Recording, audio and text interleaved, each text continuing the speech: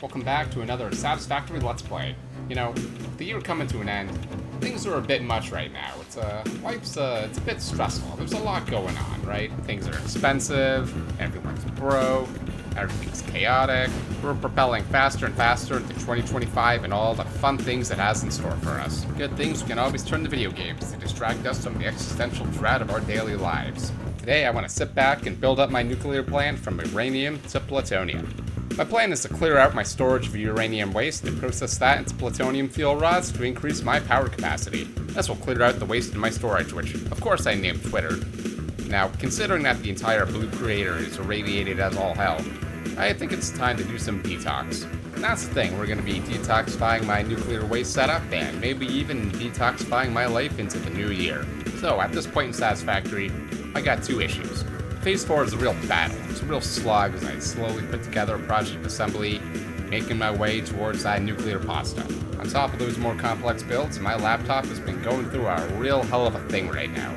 It's having a bit of a moment. It was getting laggy, but at this point, I'm approaching let's game it out levels of frame rate drops. And nowhere is that worse than the blue crater for some reason. But life goes on, and we need to push on, even through the lag. Alright, let's see how much stuff I can make with all this waste. Convert it into those plutonium fuel rods. And brace for an autosave.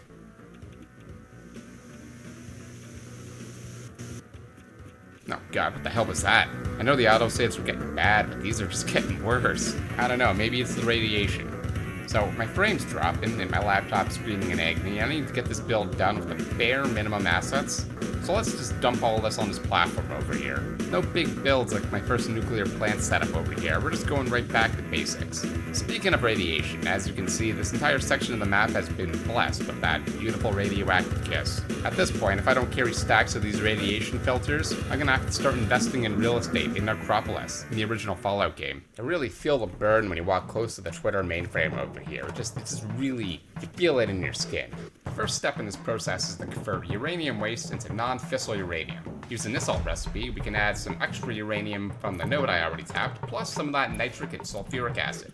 I'm just gonna go ahead and pull all this waste out. Oh crap, I shouldn't have done that, I should have waited. Yeah, it doesn't really matter, it's not like this whole place is just as inviting as reactor number 4 right now. So I'm setting up the pipes for the fluids and main belt for that uranium. With one blender running, I can clear out and balance with 5 reactors burning uranium fuel rods so that the net uranium waste will be 0. When building my nuclear plant, I built this cool lift with 2 conveyors, even if I just used 1. Didn't even plan for this, it just worked out, so thank you, Past Archie, for your contribution to the cause. Just pretend I didn't hide any spaghetti at the very top over here. Now, I need 2 types of acid, nitric and sulfuric. Thankfully though, no hydrofluoric. I still get lots of sulfur from this place here, and I can tap into this geyser for that nitrogen. I just need to pipe everything into my big oil refinery blueprint and wait, this is odd. Everything looks wrong and crooked.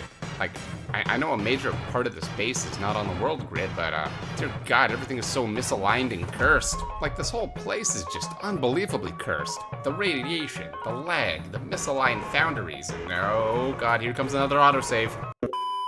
Ouch! Alright, back to the mission.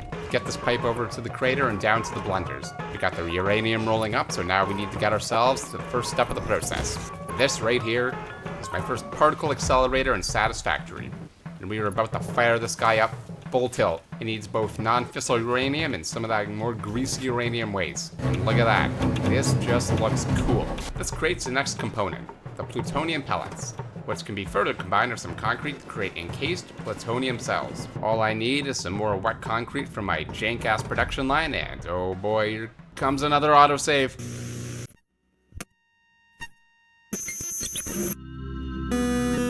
Oh god, that was a bad one.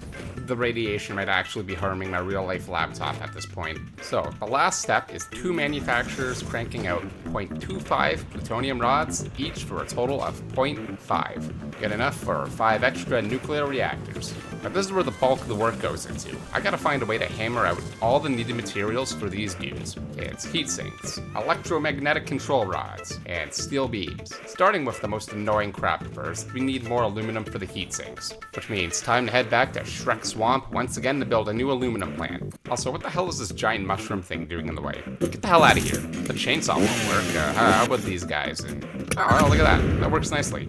I built up this new plant over the swamp and laid down this row of platforms to keep the spiders away.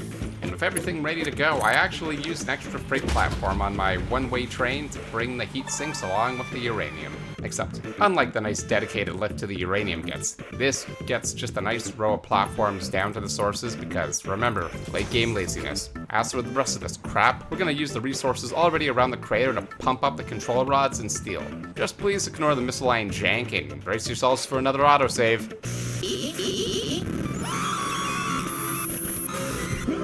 Oh, look at those beautiful fuel rods. I'm gonna balance them out here, and so each plant gets its own load. I built out the platform even further, and damn is this lag really biting me right now. Alrighty, here's another autosave. Brace for impact!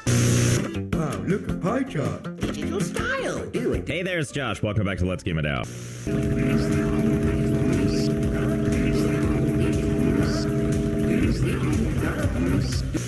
Alright, well, that was utterly terrifying. Anyways, moving on.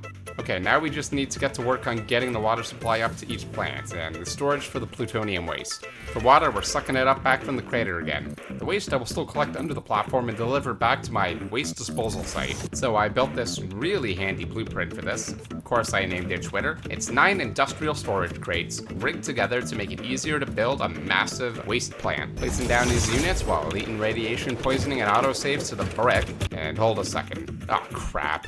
I screwed up the exits and entrances, and now I have to do even more work to connect them. This honestly looks more cursed than jank, but it fits right into the rest of this hellhole, so fuck it. All we gotta do now is hook everything up and feel the power. Just gotta connect the fuel rods and... Oh, there they go. Great! Now I just gotta shove 40 dangerously radioactive fuel rods down my pants so I can distribute them around the power plant. Definitely not a sentence I expected to ever say in my life. At this point, the radiation poisoning has leaked outside of the game and into my actual laptop. We're talking radiation poisoning so bad, it's at a meta-narrative level. Anyways, just look at that power jump. 2024 has been a hell of a depressing year, but sometimes you just gotta get the small victories when you can get them, right? So, with this power plant done, my uranium being utilized for more fuel rods, and new storage for the extra waste, I can say for certain, I'm feeling refreshed. Having said that, I think I can never return to this part of the map again. The radiation accumulating here might actually affect me in real life, and I do not want to take that chance. My laptop at this point is running this map like its processor is built of a half Game Boy chipset and the other half of the elephant's foot. But now we're ready to really start cooking. Each nuclear plant holds the range of about 1 to 2 particle accelerators, and we're gonna need those for that nuclear pasta. So be sure to like and subscribe, and thank you once again for watching.